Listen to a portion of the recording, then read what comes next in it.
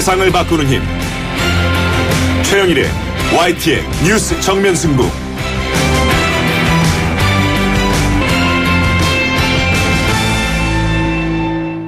YTN 뉴스 FM 뉴스 정면 승부 3부 시작합니다.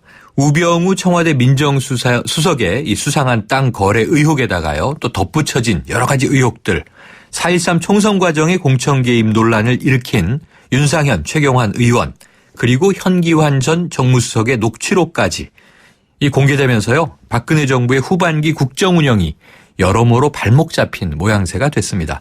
이 일련의 문제들 어떤 연결고리로 설명할 수 있을까요? 또 이 휘청거리는 당정청 상황 어떻게 전개될까요? 잠시 후에 새 남자의 정치 토크에서 다각도로 진단해 보겠습니다.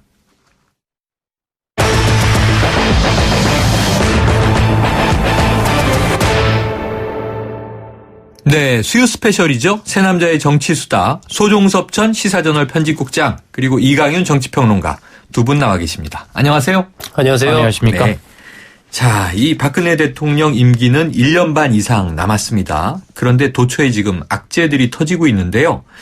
자, 과거 정부도 임기 4년 차에 징크스가 있어 왔죠. 박근혜 정부도 결국 피해가지 못하는 것인가. 자, 현재 이 정국 어떻게 보십니까? 대통령 5년 단임제, 지금이 몇 번째 대통령인가요? 잘 헤아리기도 좀. 제18대 대통령입니다. 네, 그러니까 5년 단임제로 한 것으로는 5번째가 아닌가 싶은데. 87년 네네네. 헌법 그렇죠. 이후에. 3년차 후반 그리고 4년 차에는 여지없이 이런 일이 있어 왔죠. 뭐 김영삼 전 대통령 아들 현철 씨 파문 등등등 해서. 기본적으로 제왕적 대통령 중심제, 그것도 권력이 초집중된 그 상황에서 대통령에 대한 충성 경쟁과 그러다 보면 꼭 사달이 나는데 힘이 빠지기 시작하는 꼭 요 무렵에 반복되고 있는 거 아닙니까? 네네. 패턴처럼. 그렇죠. 느껴져요. 패턴 네. 구조화 됐죠. 현재 지금 터져 나오는 거 보면 뭐 고구마 줄기 이렇게 캐 보신 분들 뭐 쭉 잡아당기면 줄줄줄줄 따라온다고 하는데 하루 이틀 사이에 뭐 하룻밤 자고 나면이 아니고 시간 단위로 뭐가 뻥뻥 터지잖아요. 네. 마치 무슨 폭죽이 막 이곳저곳에서 터지는 것처럼. 이게 과연 통제 불능 상태에 들어간 게 아닌가. 그리고 도대체 어디까지 만연해 있었나. 그다음에 만약에 4.13 총선 결과가 이런 식으로 되지 않았고 네. 여당의 권력 투쟁적 요소가 잠시 미루어졌다면 이런 것들은 계속 온전되었을 것 아닌가라는 추정이 일단 가능한 거 아니겠습니까? 네. 그런 점에서 한국 정치는 전혀 나아진 게 없다. 적어도 한 나아진 게 없다. 네, 1, 20년간 국민들 마음이 굉장히 훨씬 팽긴다 뭐 이런 어느 지역 사투리가 있는데요. 네. 그러실 것 같아요. 이게 한두 건이어야 뭐 비판도 하고 한탄도 하고 지적도 할 테인데 억장이 무너진다 이런 것 같고, 가장 중요한 것은 이 사태를 책임지고 질서 있게 가닥을 잡고 처리를 하고 수습을 해 나갈 키스톤 플레이어가 안 보인다.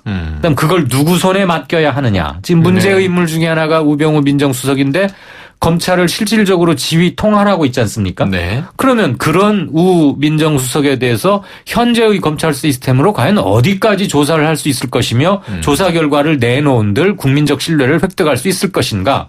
그런 점에서 근본적인, 말 그대로 근본적인 검토와 특단의 대책이 필요하다 이런 생각을 네. 합니다. 그러면은 소 국장님께서는 어떻게 지금 진단하십니까?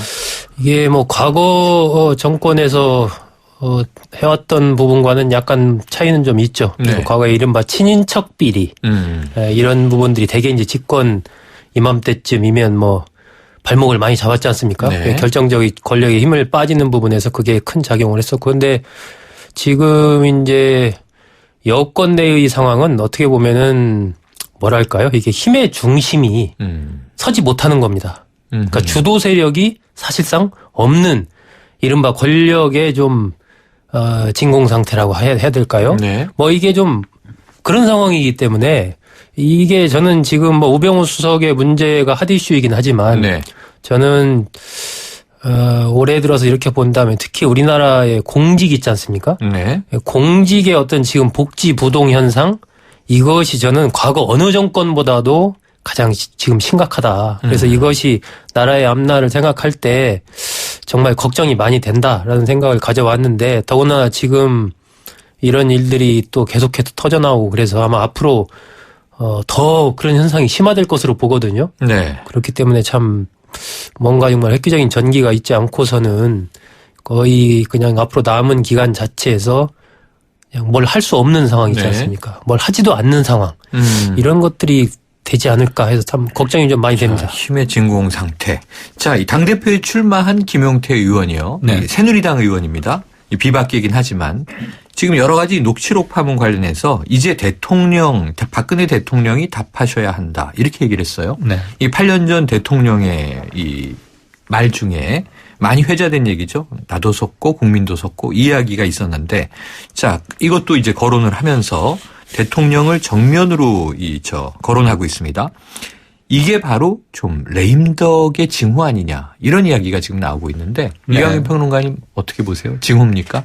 김용태 의원이야 뭐 원래 입바른 소리 하고 혁신비대위원장이 될 뻔하다가 주저앉았죠. 한 이틀인가 하루 네. 취임하려다가 맞습니다. 그만뒀죠. 사안별로 비교적 합리적 보수 뭐 이런 말을 들어왔고 지금 우리 진행자가 언급한 몇몇 코멘트도 네. 사실이나 팩트나 상황에 크게 어긋난다고 보이진 않습니다.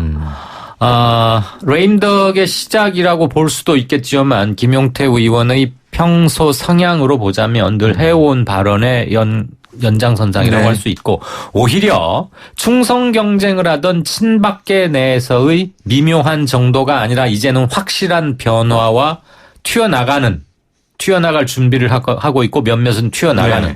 행렬이나 대우를 이탈하는 이런 것들에서 저는 레임덕의 징후가 곳곳에서 드러나기 시작했다라고 읽히고요. 네.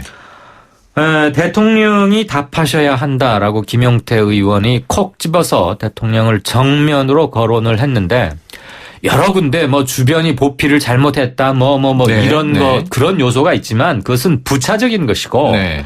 최고 중앙 핵심적인 차원에서 뭔가 모색해야 한다. 그게 그나마 남은 임기 1년 반을 정상적으로 최대한 정상에 가깝게 작동시킬 수 있는 마지막 기회가 아닌가라고 김 의원은 보고 있는 것 같습니다. 네. 저는 그 현실 인식이 크게 잘못됐다고 보지 소장님은 않고요. 레임덕에 대한 견해는 어떠세요?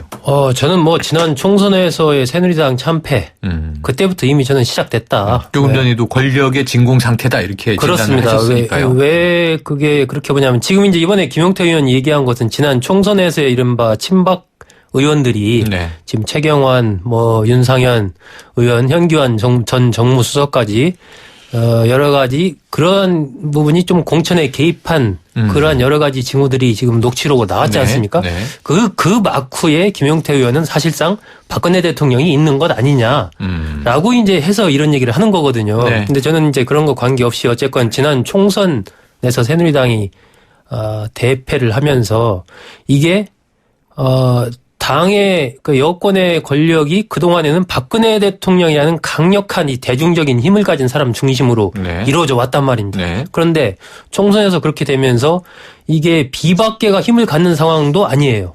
그렇다고 친박계가 힘을 가질 수 있는 상황도 아닌 겁니다, 지금. 친박계는 그리고 계속 이렇게 분화되어 나가는 해체되어 나가는 그런 과정을 밟아가고 있는 것이거든요. 네. 박근혜 대통령 또한 마찬가지입니다. 박근혜 대통령의 최근 지지도의 흐름을 본다면 이른바 본거지라고 할 수 있는 대구 경북에서 지지도가 상당폭 지금 빠지고 있습니다. 네. 전체적으로 30%대 초반 정도를 기록하고 있는데 이러한 부분들은 결국은 앞으로 이제 대통령이 전국 운영을 어떤 당신 뜻대로 끌고 가기 위해서는 강력한 지지 세력이 있든지 아니면 대중적인 어떤 인기를 바탕으로 그걸 몰아치든지 여러 가지가 지금은 어느 것도 아닌 그런 상황이 됐기 때문에 김용태 의원의 저런 부분은 현 단계에서 정치적인 측면에서 굉장히 강하게 지금 이 공세를 펼치고 있다. 전당대회가 있지 않습니까?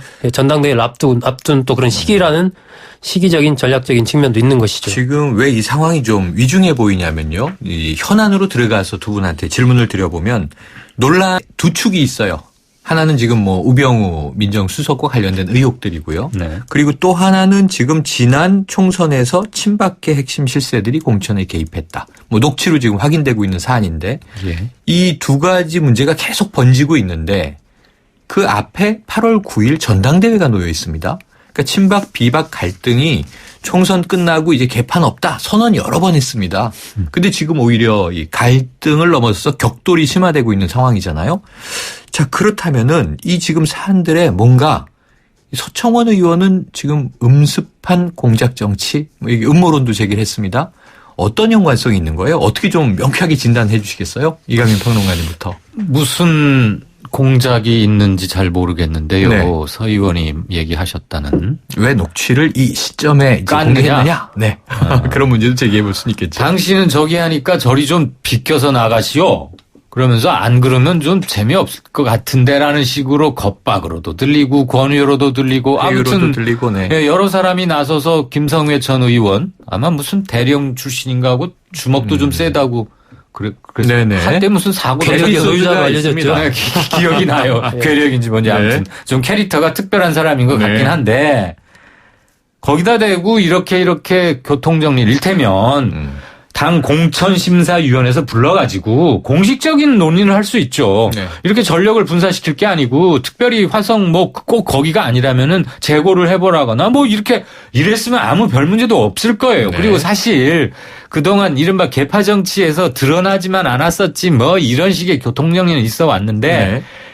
그것을 나선 사람들의 현직과 이 정부 아래서의 영향력과 말하는 방식 그리고 또 하필 그게 또 김성회 전 의원이어가지고 탁 네. 또 출마설이 나올 만하니까 터지고 그래서 이렇게 주저앉히고 그러니까 공작 이런 얘기가 나오는데 저는 공작은 그런 데다 쓰는 말이라고는 알고 있지 않고요. 네.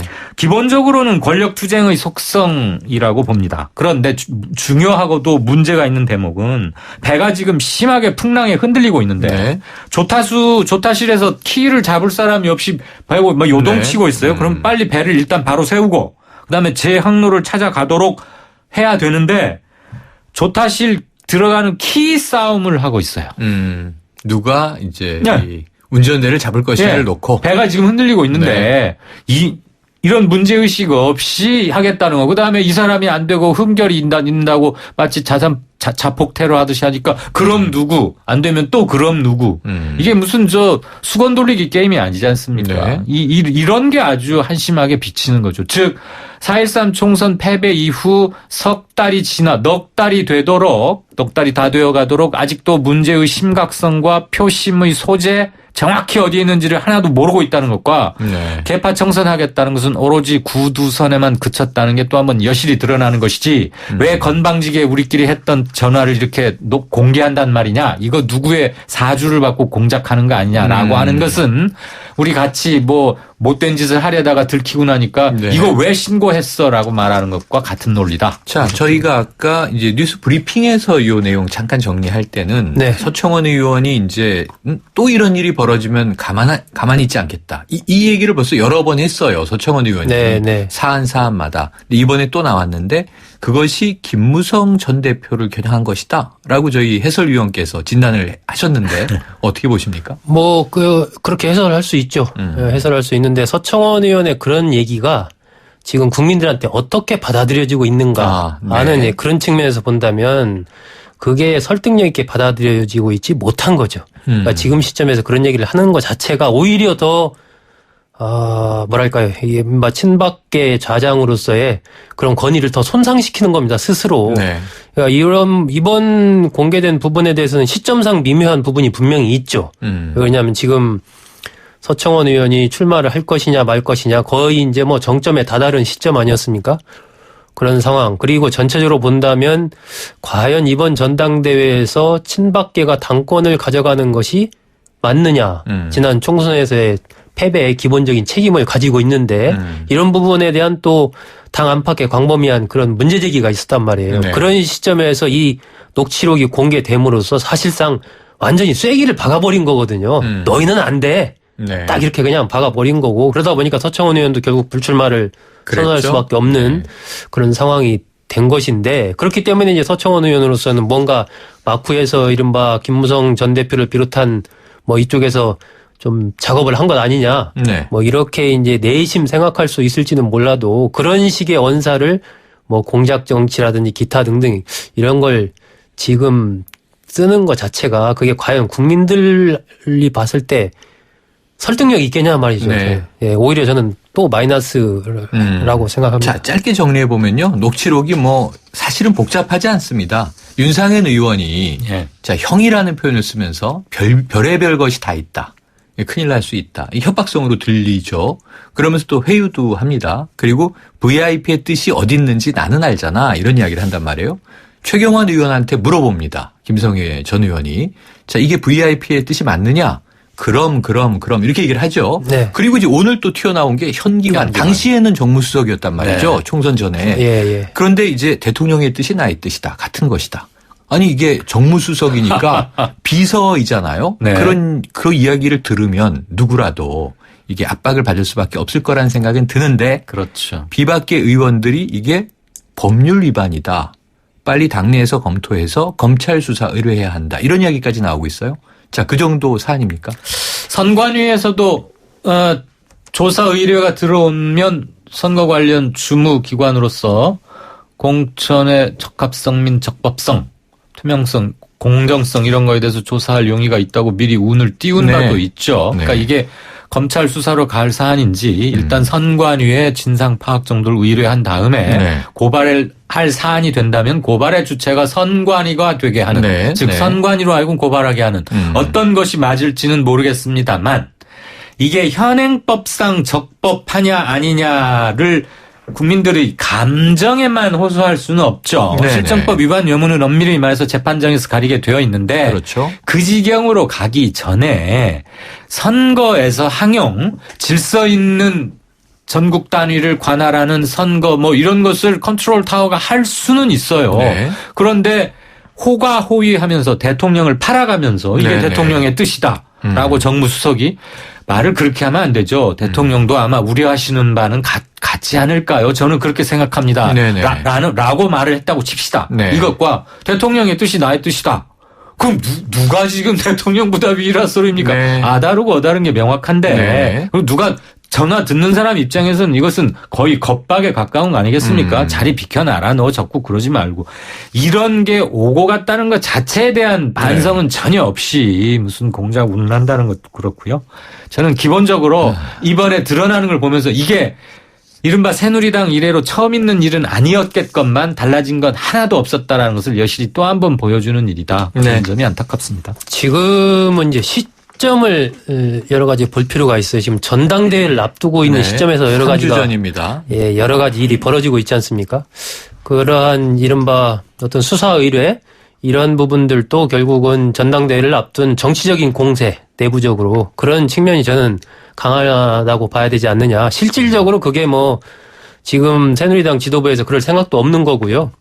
그렇지만 비박계 입장에서는 어쨌든 계속 그 얘기를 지금 하면 네. 어쨌거나 그것이 부각이 되면서 더 친박계의 정치적인 이 세를 위축시킬 수가 있기 때문에 그 얘기를 뭐 계속 지금 여러 명이서 하고 있지 않습니까? 네, 예, 그렇습니다. 하고 있는 것이죠. 알겠습니다. 그 한 가지만 덧붙일게요.